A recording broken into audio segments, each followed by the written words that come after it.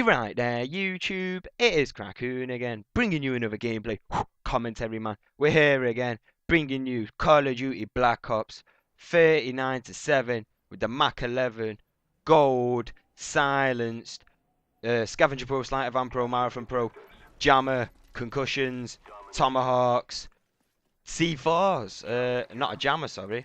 I'll take that back. But oh, you all know I love Gold, and I don't know whether or not I can be asked doing it today. I don't know.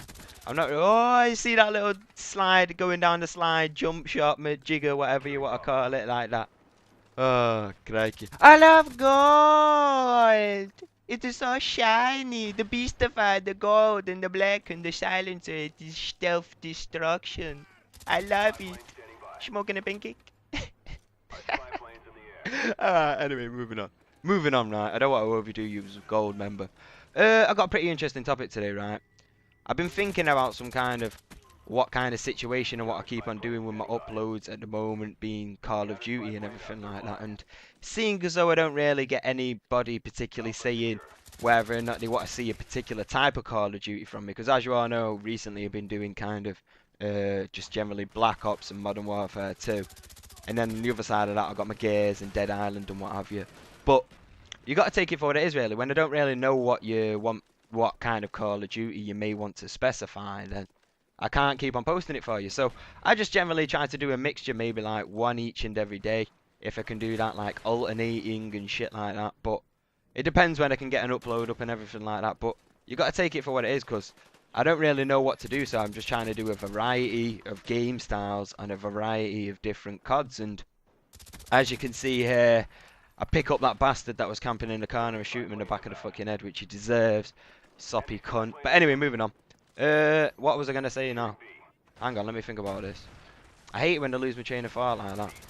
Oh, right, yeah. So I don't really know what kind of CODs you prefer to see and everything like that, what kind of playstyles and everything like that, but I can understand with the whole hype of Modern Warfare 3, people prefer maybe to watch Modern Warfare. Well, I know that's my situation. I prefer to watch Modern Warfare 3 over Black Ops at the current moment, generally just with the whole hype of the game and everything like that, and going back to that playstyle. And it kind of brings me to a point, really, because as I said, playstyle and everything like that, but I don't know, it's interesting when it comes to like the differences in the games and everything like that, and how I've stated it many times before, kind of Treyarch is supposedly offering a balance. You see the emphasis on supposedly offering a balanced style of multiplayer, whereas kind of like the whole Infinity Ward now merged into Sledgehammer, kind of offered a new kind of revolutionary, like kind of crazy shit and out there and everything like that, if you understand what I'm saying like that. Because I've explained it many times before, but maybe if you don't remember or not, but it's the whole fact of the way Infinity Ward set off the whole Call of Duty scene. If they didn't like push the boundaries and what they wanted to take Call of Duty to, we'd never be where we are today. And granted, where we are today, we do face some problems in the Call of Duty community. I should have done that in Ross Kemp. We do say, nah, that's not even Ross Kemp. As you can see, we do face some problems in the Call of Duty community. And some of these problems do come from the fact of Infinity Ward pushing out their style of gameplay and the limits of the game to where the fact is things derive from it that are sometimes over the top but also good for the game. So right, anyway, forget it. If you don't know who Ross Kemp is, Google a bitch, y'all know what it is. I don't even know if that sounds like Ross Kemp, I just like doing it. It's pretty funny sometimes, mate. He's a funny fucking guy, Ross Kemp. Seriously, he thinks he's like XSASV. I've seen like I won't go into that, do we, mate? Look up extras, Ricky Gervais, Ross Kemp, mate. It's proper funny. He gets started on by like Vinnie Jones. Oh, mate, it's quality, it's quality. But anyway, moving on.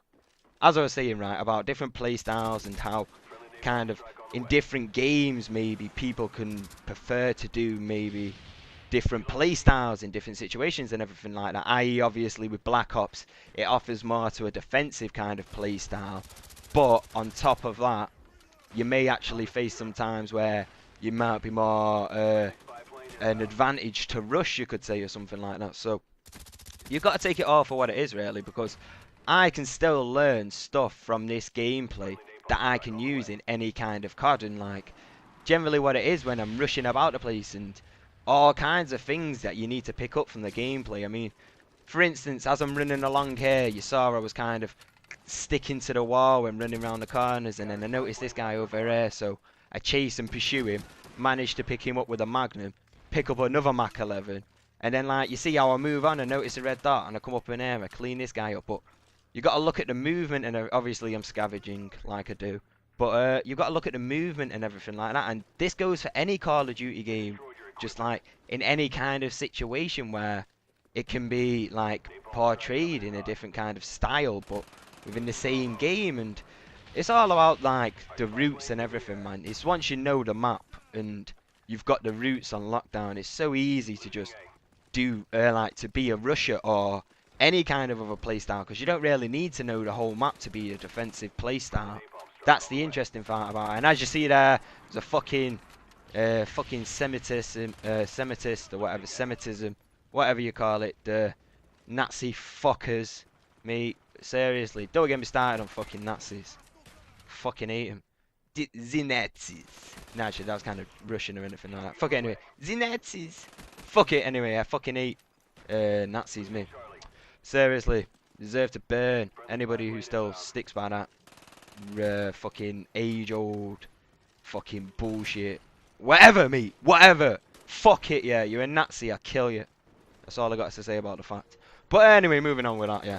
You can see I'm cleaning up, and I've swapped up my playstyle here because I've got a Galil, so I've kind of got a bit more long range. Don't have to get as close range in the situations.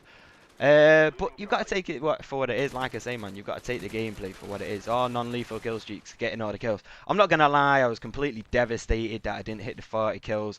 That was an annoying factor, but generally you've got to take it for what it is. There are, well, as you'll see, well, the ending is fucking so frustrating in a kind of sense that it's well, you'll see it anyway. But as you can see here, man, the way we've got a Blackbird up, obviously, so I know exactly where they all are. But you've got to look at the movements and the way I kind of move around. And well, obviously I knew that guy was coming, but you've got to stay with the walls and shit and kind of hug walls and know where your enemy's like roughly gonna be at. And then like as you see here, a perfect example, I know they're all pushing up onto C, so I want to try and stick closer to the wall, but unfortunately I get shot in the back. Maybe the different position there was for me to continue on round the Sam turret way and just generally come up right behind them and flank them. But it's shit like that that you've got to notice within your gameplay, and it's all this comes down to the fact of you've got to think about this stuff while you're doing it real time within the gameplay, otherwise you make the mistakes like that. So there's so many different things you've got to think about when playing the game. And as you see here, I come up behind there, thought I was going to have myself a clusterfuck, but he dropped shots like a bitch. Seriously, man, that I don't know, man. I don't know, man. You got to take it for what it is. Then he literally dropped within like a millisecond, if that, and then I just started taking a shitload of deaths, which starts pissing me off. But seriously, he was down on the ground within like a second. Like seriously, that wasn't even nothing.